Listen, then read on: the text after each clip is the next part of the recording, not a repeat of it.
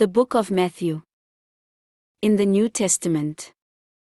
Read from the New King James. Matthew chapter 26 verse 1 through 75. Now it came to pass, when Jesus had finished all these sayings, that he said to his disciples, "You know that after 2 days is the Passover, and the Son of Man will be delivered up to be crucified."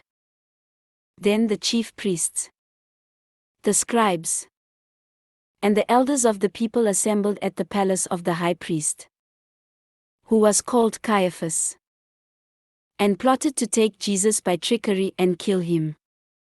But they said, "Not during the feast, lest there be an uproar among the people." And when Jesus was in Bethany at the house of Simon the leper, a woman came to him having an alabaster flask of very costly fragrant oil. And she poured it on his head as he sat at the table. But when his disciples saw it, they were indignant, saying, "Why this waste? For this fragrant oil might have been sold for much and given to the poor." But when Jesus was aware of it, he said to them, "Why do you trouble the woman? For she has done a good work for me. For you have the poor with you always, but me you do not have always. For in pouring this fragrant oil on my body, she did it for my burial. Assuredly, I say to you, wherever this gospel is preached in the whole world, what this woman has done will also be told as a memorial to her." Then one of the 12, called Judas Iscariot, went to the chief priests and said, "What are you willing to give me if I deliver him to you?" And they counted out to him 30 pieces of silver. So from that time he sought opportunity to betray him. Now on the first day of the feast of the unleavened bread the disciples came to Jesus, saying to him, "Where do you want us to prepare for you to eat the Passover?" And he said, "Go into the city to a certain man, and say to him, 'The teacher says, my time is at hand. I will keep the Passover at your house with my disciples.'" Single quote. So the disciples did as Jesus had directed them, and they prepared the Passover. When evening had come, he sat down with the 12. Now as they were eating, he said, "Assuredly, I say to you, one of you will betray me." And they were exceedingly sorrowful. And each of them began to say to him, "Lord, is it I?" He answered and said, "He who dipped his hand with me in the dish will betray me. The Son of Man indeed goes just as it is written of him. But woe to that man by whom the Son of Man is betrayed. It would have been good for that man if he had not been born." Then Judas, who was betraying him, answered and said, "Rabbi, is it I?" He said to him, "You have said it." And as they were eating, Jesus took bread, blessed and broke it, and gave it to the disciples and said, "Take, eat. This is my body."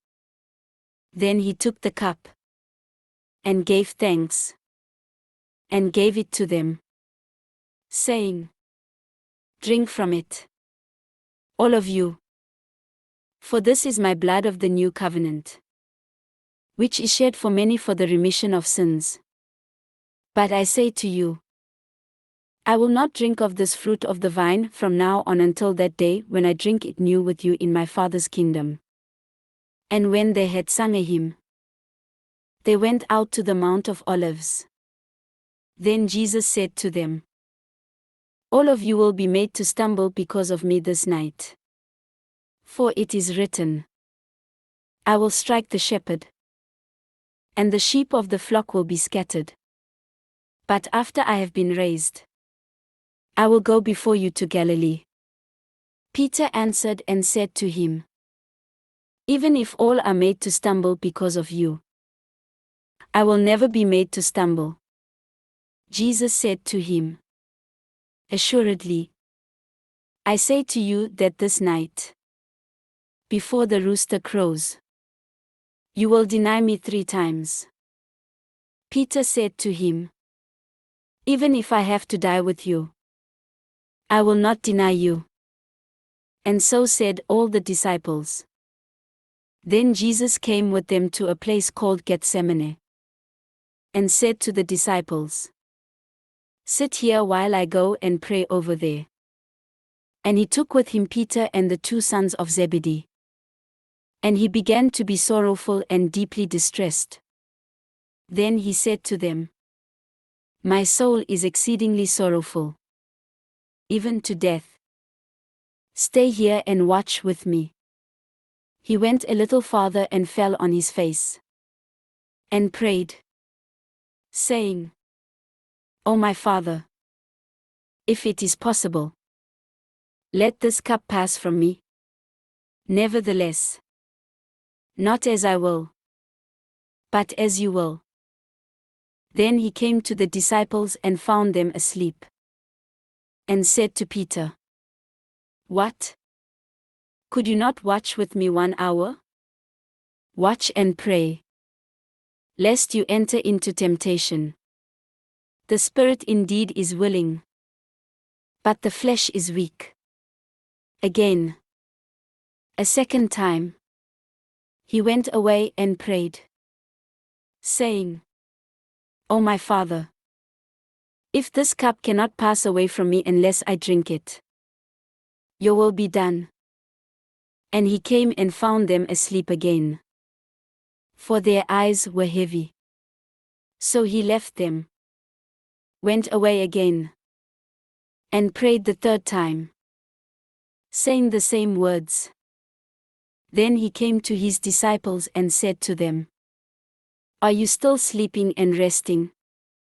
Behold, the hour is at hand, and the Son of Man is being betrayed into the hands of sinners. Rise, let us be going. See, my betrayer is at hand." And while he was still speaking, behold, Judas, one of the 12, with a great multitude with swords and clubs, came from the chief priests and elders of the people. Now his betrayer had given them a sign, saying, "Whomever I kiss, he is the one. Seize him." Immediately he went up to Jesus and said, "Greetings, Rabbi," and kissed him. But Jesus said to him, "Friend, why have you come?" Then they came and laid hands on Jesus and took him. And suddenly, one of those who were with Jesus stretched out his hand and drew his sword, struck the servant of the high priest, and cut off his ear. But Jesus said to him, "Put your sword in its place. For all who take the sword will perish by the sword. Or do you think that I cannot now pray to my Father, and he will provide me with more than 12 legions of angels? How then could the scriptures be fulfilled, that it must happen thus?" In that hour Jesus said to the multitudes, "Have you come out, as against a robber, with swords and clubs to take me? I sat daily with you, teaching in the temple, and you did not seize me. But all this was done that the scriptures of the prophets might be fulfilled." Then all the disciples forsook him and fled. And those who had laid hold of Jesus led him away to Caiaphas the high priest, where the scribes and the elders were assembled. But Peter followed him at a distance to the high priest's courtyard. And he went in and sat with the servants to see the end. Now the chief priests, the elders, and all the council sought false testimony against Jesus to put him to death, but found none. Even though many false witnesses came forward, they found none. But at last 2 false witnesses came forward and said, "This fellow said, I am able to destroy the temple of God and to build it in 3 days." And the high priest arose and said to him, "Do you answer nothing? What is it these men testify against you?" But Jesus kept silent. And the high priest answered and said to him, "I put you under oath by the living God. Tell us if you are the Christ, the Son of God." Jesus said to him, "It is as you said. Nevertheless, I say to you, hereafter you will see the Son of Man sitting at the right hand of the power, and coming on the clouds of heaven." Then the high priest tore his clothes, saying, "He has spoken blasphemy. What further need do we have of witnesses? Look, now you have heard his blasphemy. What do you think?" They answered and said, "He is deserving of death." Then they spat in his face and beat him. And others struck him with the palms of their hands, saying, "Prophesy to us, Christ. Who is the one who struck you?" Now Peter sat outside in the courtyard.